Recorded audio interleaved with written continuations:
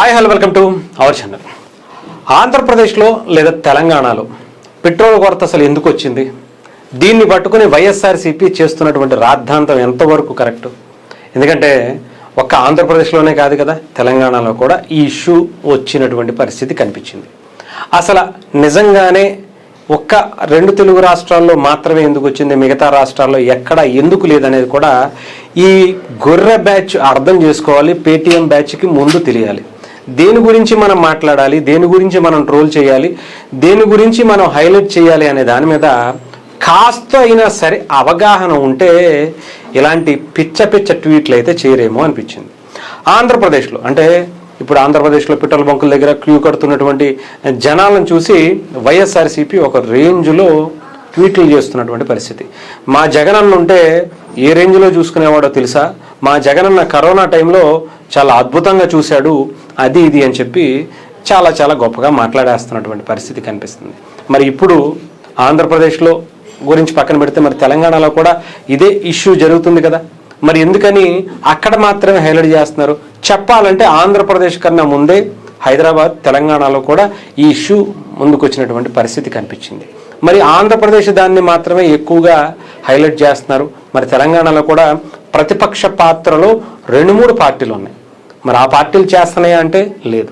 మరి ఆంధ్రప్రదేశ్లో ఉన్నటువంటి ఆ ప్రతిపక్ష పాత్ర అడుక్కునేటువంటి పార్టీ మాత్రం ఎందుకు ఇలా రెచ్చిపోతుందంటే, నీతికి అంటే ఆంధ్రప్రదేశ్లో ఉన్నటువంటి ఆ అడుక్కునేటువంటి పార్టీకి ఏం ఉండవు.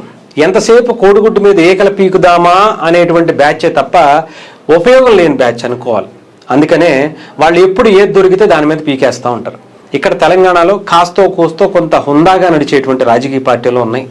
ఇక్కడ ప్రభుత్వం కావచ్చు, ప్రజలు ఇబ్బందుల్లో ఉన్నారన్నప్పుడు ప్రభుత్వానికి అండదండగా వెనకాల బ్యాకప్ సపోర్ట్ అనేది ప్రతిపక్ష పాత్ర, అది కూడా హుందాగా వ్యవహరించే అటువంటి నాయకులు, పార్టీలు ఉన్నాయి. కాబట్టి ఆంధ్రప్రదేశ్లో దురదృష్టవశాత్తు ఆ పాత్ర వైఎస్ఆర్సీపీ వహించడం లేదు అని చెప్పడానికి ఇంతకన్నా నిదర్శనం అవసరం. ఇక్కడ అసలు నిజంగానే పెట్రోల్ కొరత అనేది ఉందా అంటే 100కి 100% లేదు అనేది మాత్రం వాస్తవంగానే చెప్పాలి. ఎవరికి వాళ్ళు కృత్రిమంగా సృష్టించుకున్నట్టు అంటే ప్రజలు సృష్టించుకున్నటువంటి ఈ ఏదైతే ప్రజలు వాళ్ళుగా సృష్టించుకున్నటువంటి కొరత పెట్రోల్ తప్ప, పెట్రోల్ కానీ డీజిల్ కానీ తప్ప ఎక్కడా కూడా పెట్రోల్ అయిపోతుందనేటువంటి సంకేతాలు కేంద్ర ప్రభుత్వం నుంచి మిగతా రాష్ట్రాలకు కానీ ఏ రాష్ట్రానికి రాలే. కానీ ఆంధ్రప్రదేశ్లో నాకు తెలిసి ఒక పథకం ప్రకారమే ఇలా ప్రభుత్వాన్ని ఇరుకుని పెట్టాలనేటువంటి దాని మీదే ఒక వర్గం కావాలని ఇలా పేటీఎం బ్యాచ్ వీళ్ళందరూ కూడా ఒక గొర్రె బ్యాచ్లుగా తయారయ్యి ఇలా సోషల్ మీడియాలో వైరల్ చేస్తున్నటువంటి పరిస్థితి కనిపించింది. అదే ఇప్పుడు తెలంగాణలో కూడా గతంలో వచ్చింది, వెంటనే అందరూ కూడా చదువుకున్నటువంటి పరిస్థితి కనిపించింది. మళ్ళీ ఇప్పుడు ఆంధ్రప్రదేశ్లో రావటం, మళ్ళీ తెలంగాణలో కూడా అదే మూవ్మెంట్ స్టార్ట్ అయింది. నార్మల్గా కూడా ఒక రోజుకి ఒక ట్యాంకర్, ఒక పెట్రోల్ బంకులో పెట్రోల్ ఒక ట్యాంకర్ పడితే కనుక ఒక ట్యాంకర్ కంప్లీట్ రాత్రి 12 నుంచి మళ్ళీ రాత్రి 12 వరకు దానికి సంబంధించి అయిపోతే కనుక ఇక్కడ సోషల్ మీడియాలో ఈ గొర్రె బ్యాచ్, ఈ పేటీఎం బ్యాచ్ చేసేటువంటి ఆ వీడియోలని, ఆ వైరల్ని చూసి జనాలందరూ ఆంధ్రప్రదేశ్లో ఏం చేస్తున్నారంటే పెట్రోల్ బంకుల మీద పడిపోతున్నారు. అదిగో ఆ గొర్రెగాడి చెప్పాడు, ఇంకేముంది మనం కూడా వెళ్ళి పెట్రోల్ కొట్టించేసుకుందామని ఒక రోజు అంటే 24 గంటల్లో అవ్వాల్సింది వీళ్ళు 2-3 గంటల్లోనే ఆవ చేసేస్తున్నారు. అంటే 100 రూపాయలు కొట్టించుకోవాల్సిన 200 కొట్టించి, 200 కొట్టించుకోవాల్సిన 300 కొట్టించి, లేదంటే ఫుల్ ట్యాంకులు చేయించేసి ఒక 2-3 గంటల్లోనే ట్యాంకర్లు లేపేస్తున్నారు. సో దానివల్ల ఏమవుతుంది, నో స్టాక్ బోర్డు పెడతారు. ఎందుకంటే వాళ్ళు ఒక ట్యాంకర్ తీసుకురావాలంటే మినిమం 8 గంటలు పడుతుంది. అది ఎక్కడో సిటీ అవుట్కట్స్లోనో లేదంటే ఎక్కడెక్కడో వేరే మెయిన్ ప్లేసుల్లో అన్ని చోట్ల పెట్టలేరు. కాబట్టి ఆ నిల్వ ఉంచేటువంటి ట్యాంకర్లు, దానికి సంబంధించి ఆయిల్ కార్పొరేషన్కి సంబంధించినటువంటి సంస్థలు ఎక్కడో ఉంటాయి.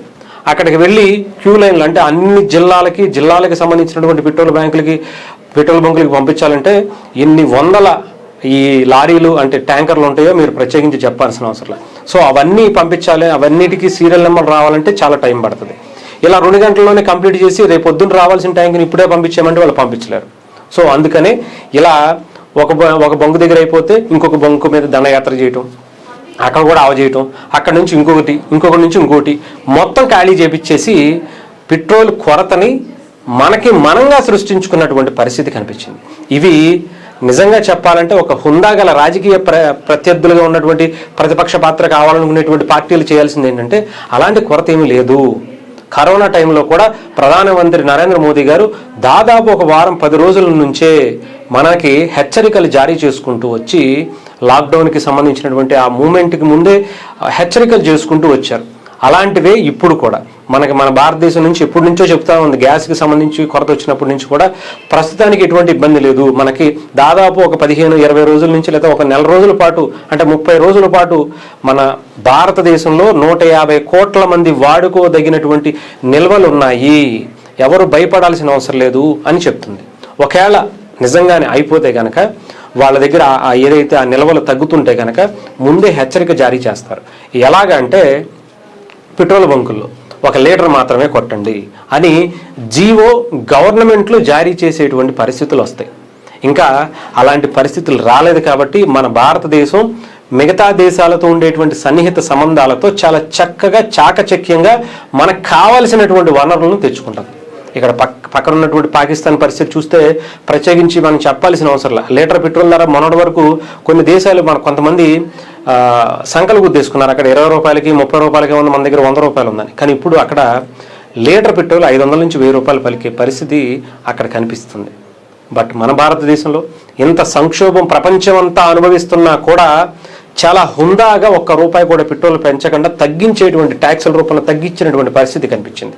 అంత హుందాగా రాజకీయాలు ముఖ్యంగా ప్రభుత్వాలు పాటిస్తున్నాయి, దాన్ని పరిపాలిస్తూనే అనాలి. కానీ ఇక్కడ ఇవన్నీ కూడా ప్రతిపక్ష పాత్రగా ఉండేటువంటివన్నీ కూడా ప్రభుత్వాలకి జనాలకి చెప్పాలి, ముందు ఎగ్జిక్యూట్ చేయాలి.